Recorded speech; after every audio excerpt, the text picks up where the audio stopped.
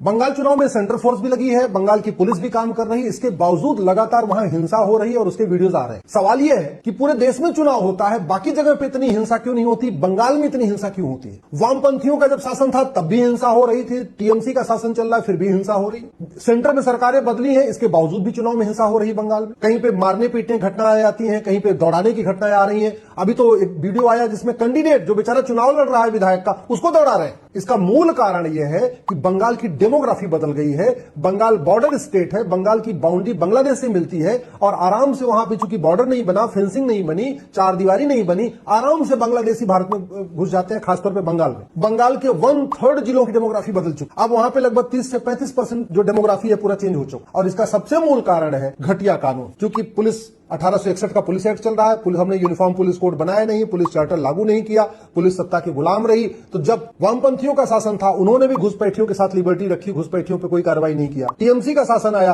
तब भी पुलिस ने घुसपैठियों के खिलाफ कोई कार्रवाई नहीं किया। नतीजा यह घुसपैठी आते गए आते गए आते गए। और जाके आप देखिए कलकत्ता में जाइए, आसनसोल में जाइए, जो मेन शहर है बंगाल के, वहां देखिए बेचारे दुकानदार की दुकान पीछे है, दुकानदार के सामने आके ठेला लोग लगा लेते हैं घुसपैठिए और पुलिस कुछ नहीं करती, प्रशासन कुछ नहीं करता। दुकानदार की इतनी हिम्मत नहीं वो ठेला हटवा दे। ये मैंने कलकत्ता में देखा, आसनसोल में देखा, मैंने बंगाल के कई शहरों में देखा जाता। इसके लिए जिम्मेदार कौन है? मैंने कहा ना, पुलिस एक्ट 1861 का जब तक ये नहीं बदलेगा, यूनिफॉर्म पुलिस कोड लागू नहीं होगा, पुलिस चार्टर नहीं लागू होगा, पुलिस को स्वतंत्र निष्पक्ष नहीं बनाया जाएगा, ये समस्या बनी रहेगी।